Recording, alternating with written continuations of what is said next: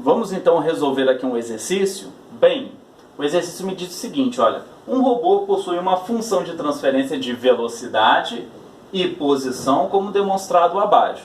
A função de transferência em relação à velocidade é 10 sobre 10s mais 1, ok? A de posição corresponde, né, x de s é 10 sobre 10s ao quadrado mais s. Notem que existe aqui uma peculiaridade, né?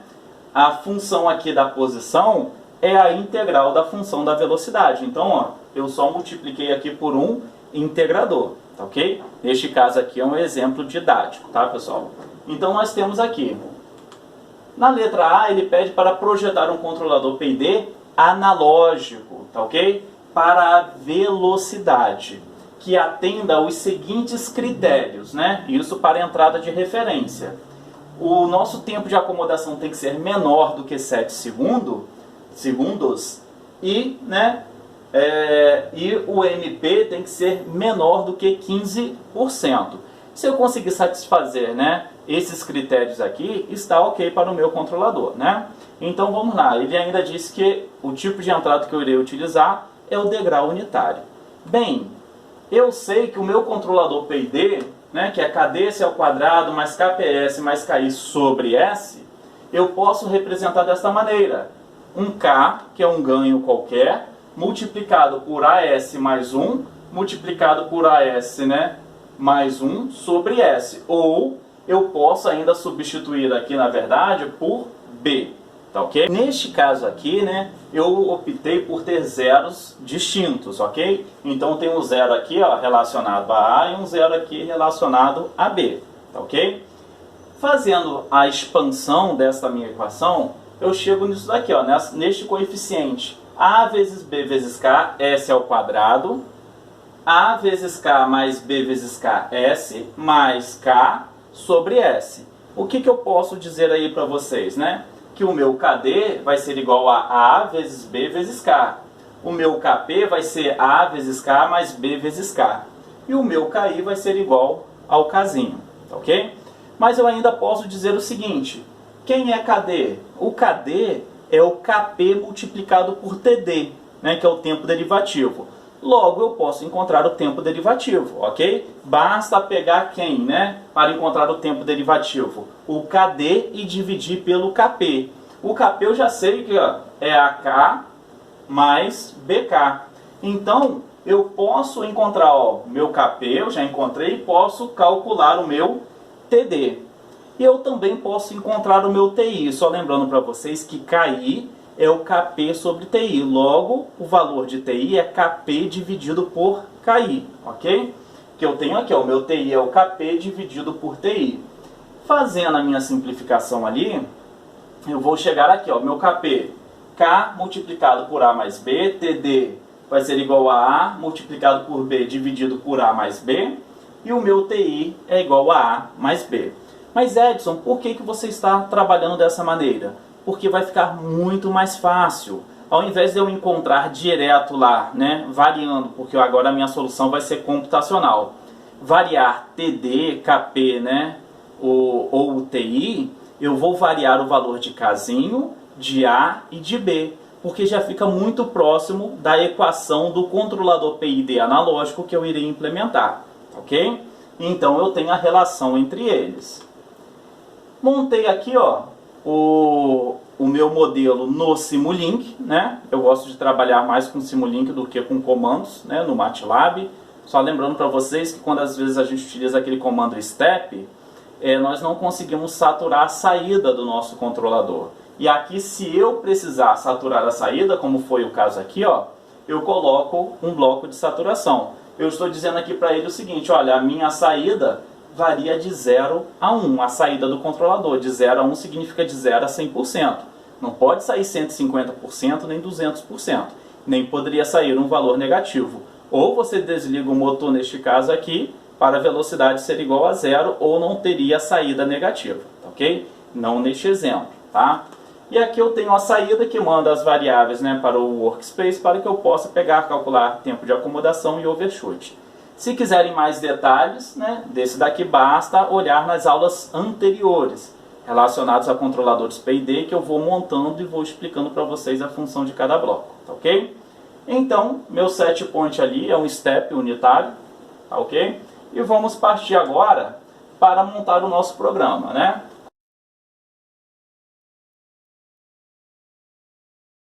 Coloquei um Clear CLC só para limpar a tela, porque isso aqui vai rodar ali na área de trabalho no Workspace do MATLAB. Eu coloquei um valor de KP, TI, TD inicial, mas nem precisava. Eu coloquei só para não dar erro, mas não precisava não, ok? Qual é o meu tempo de referência? 7 segundos. Significa que eu tenho que encontrar um tempo menor do que 7. Qual é o MP, o overshoot? 15. Eu tenho que encontrar um overshoot menor do que 15 para atender os critérios do meu projeto.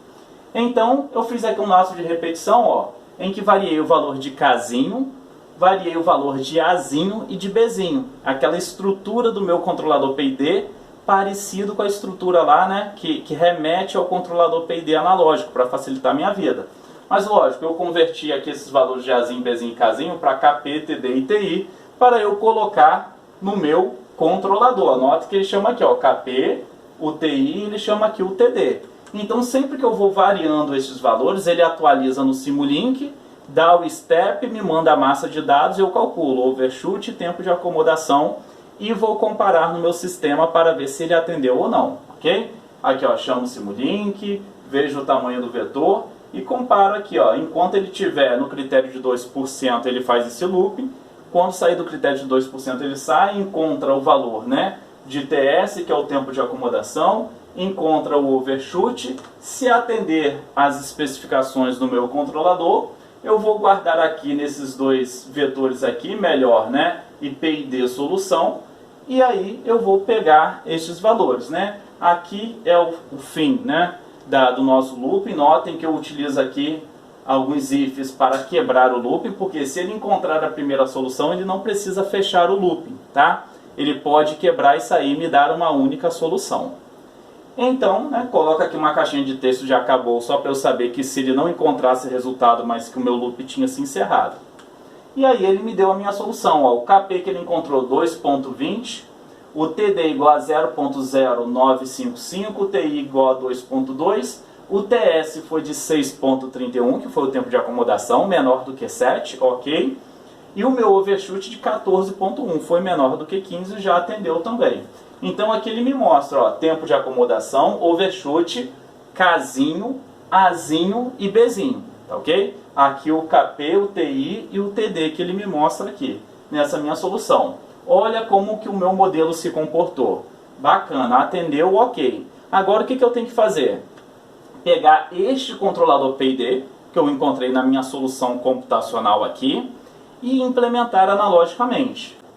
Então, continuando na nossa solução, agora eu tenho que R4 sobre R3C2R1 tem que ser igual a 1. Ó. Esse cara aqui tem que ser igual ao ganho.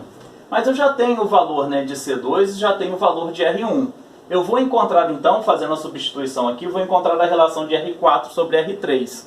E a relação de R4 sobre R3 foi igual a 0.1. Então eu vou escolher o valor, né, de R3 maior que R4 10 vezes. E aí, Edson, eu posso escolher um homem de resistência e 10 homens de resistência? Não, não deveria, porque a corrente seria muito grande, tá ok? Então eu continuei trabalhando na faixa ali de K. Escolhi então R4 igual a 10K, escolhi R3 igual a 100K ohms, tá ok? Tudo bem, consegui calcular os meus parâmetros e agora bastaria fazer a substituição, ok? Continuando então, fazendo a substituição, né, eu fiz o seguinte: a minha planta é igual a 10 sobre 10S mais 1. E eu quero pegar agora a planta e o meu controlador P&D analógico e simular tudo isso através de um circuito analógico, um circuito eletrônico analógico.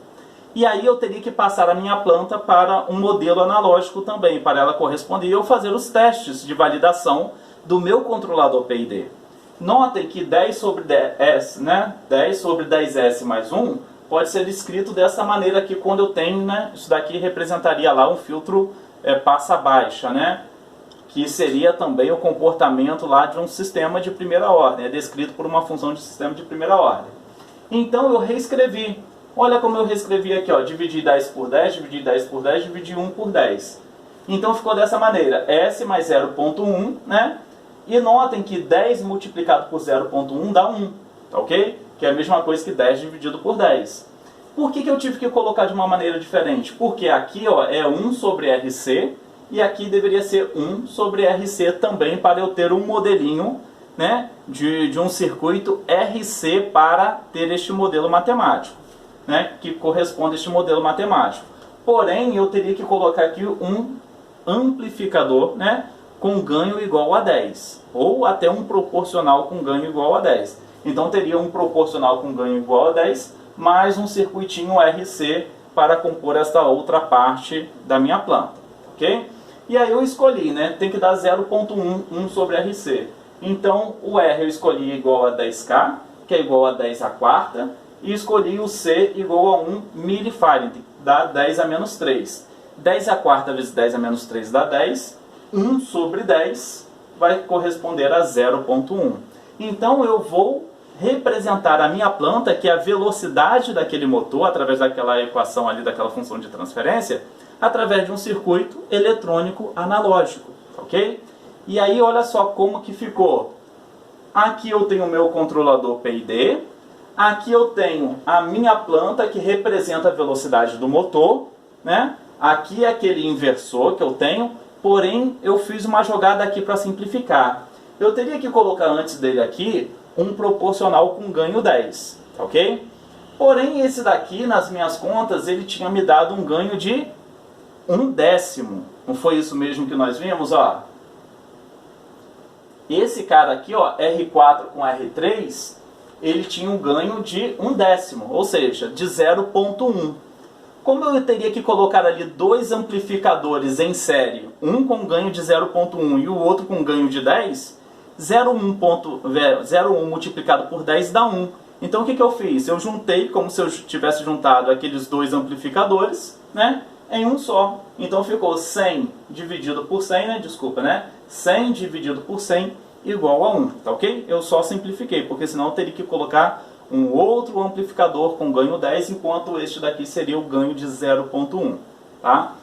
Então, a partir daí, eu faço a minha simulação. Fazendo a minha simulação, né, só mostrando aqui mais detalhadamente para vocês. Meu controlador PID, a minha planta, fiz um tracinho vermelho aqui, só lembrando que é aquela compensação do ganho 10. Eu fiz o ajuste do ganho 10 aqui, tá ok? A minha planta, que é o meu GP, e aqui é um subtrator. Notem que, ó, é a minha malha fechada, tá ok? Aqui é minha entrada em degrau, que é o meu set point. E aí eu tenho o meu sistema, né, respondendo a minha entrada em degrau. Aqui, pessoal, em rosa aqui é o valor de tensão e aqui em azul é o valor de corrente que ele está medindo. Aonde que ele está medindo aqui, pessoal? Aqui, ó, na saída da minha planta, tá ok? E este gráfico aqui é o gráfico de entrada aqui, ó, do meu circuito, tá ok?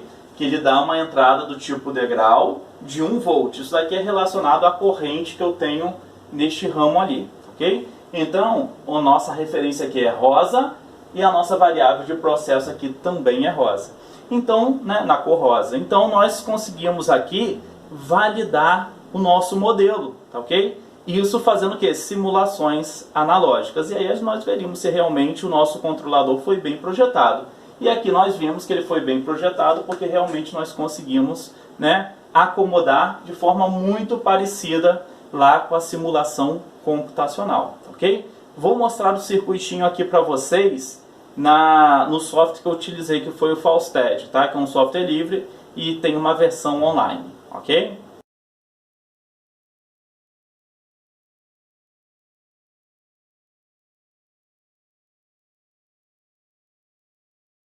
Então, pegando lá os dados que eu obtive, né, na solução do meu controlador PID, né, eu tenho aqui que o K é igual a 1.0, o A 0.1 e o B 2.1.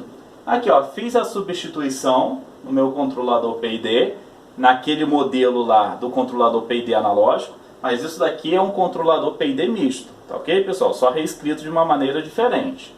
E aí eu vou partir para a solução do meu problema. Olhem só. Eu sei que R4 sobre R3C2R1 tem que valer 1. Eu sei que 0.1 tem que ser igual a C1R1. E eu sei que 2.1 tem que ser igual a C2R2.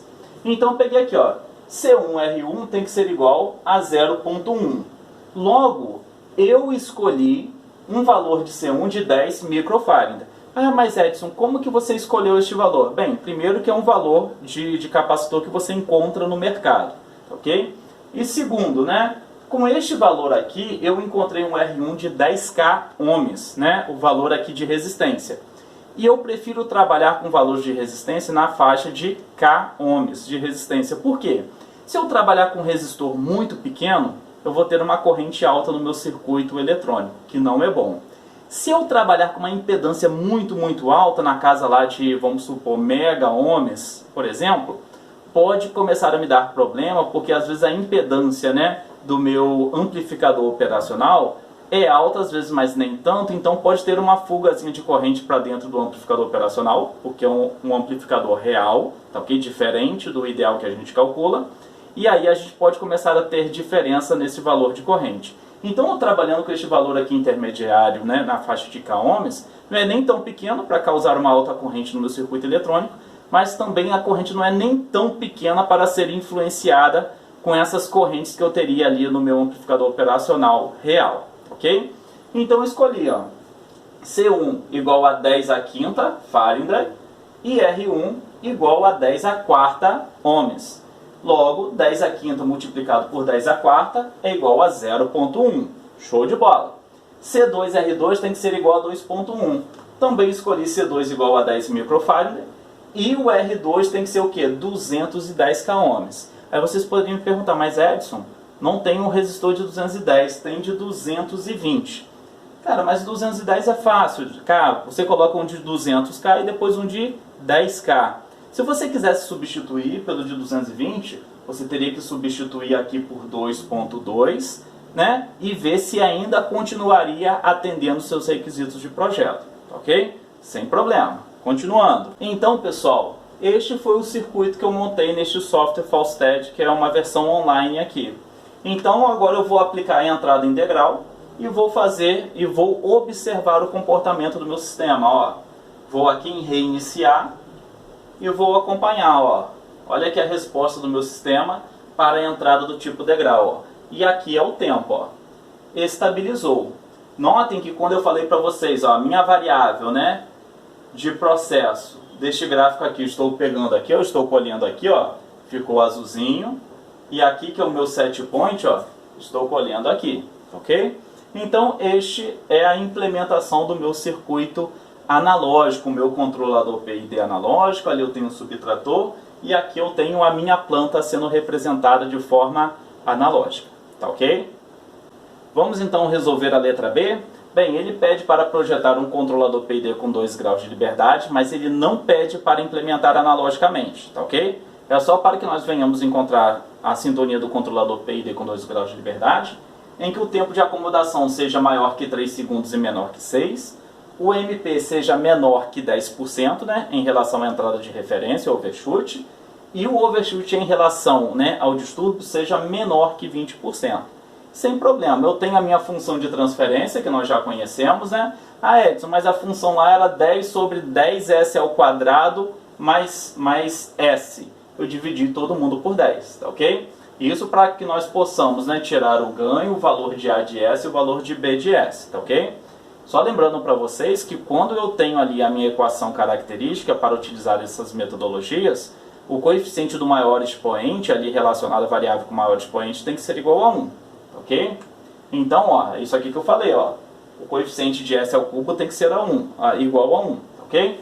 Então, fazendo as nossas substituições, que nós já conhecemos, ó, isso daqui é SB de S, tá ok? Fazendo essa substituição, nós temos aqui, então, como ganho, né, é igual a 1.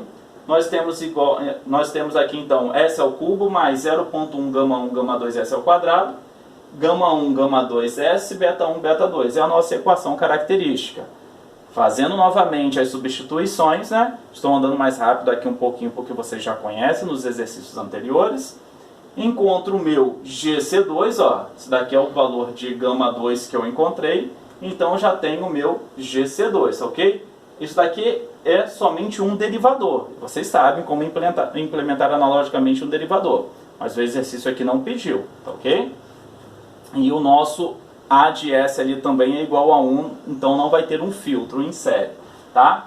E aí, para resolver aqui o meu problema, o que eu vou fazer, né? Que no caso é a alocação de zeros, mas eu faço, na verdade, encontrando aqui os meus polos. Por que ele chama de alocação de zeros? Porque, na verdade, né, são esses zeros aqui que vão definir os coeficientes do termo quadrático do polinômio do denominador, tá ok?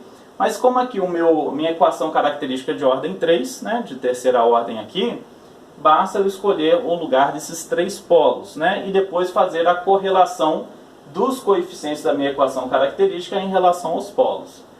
Fazendo, né, essa relação aqui, nós vamos partir então para o nosso programinha.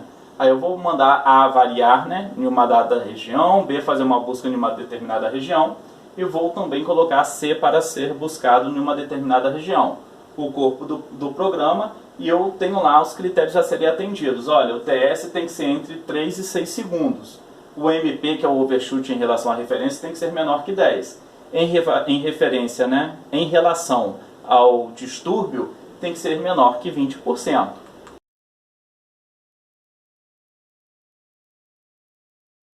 E aí, ó, tenho aqui o meu programinha, vou colocar aí na tela para facilitar para vocês, né, para vocês visualizarem. Tenho o meu programinha aqui, ele faz o teste, né, plota alguns gráficos aqui e depois ele já sai com a minha solução, ok? E aí ele já resolveu aqui, ó, e já mostrou para mim o gráfico. Como que o meu sistema se comporta em relação à entrada de referência e como que ele se comporta em relação ao distúrbio. Realmente em relação ao distúrbio deu menor do que 20%, e em relação à referência também deu menor do que o valor de 10%. Implementem esse programinha aqui e confiram lá o resultado que ele vai passar para vocês, o controlador, né, o GC1, o GC2, o tempo de acomodação e os valores de overshoot, tá ok?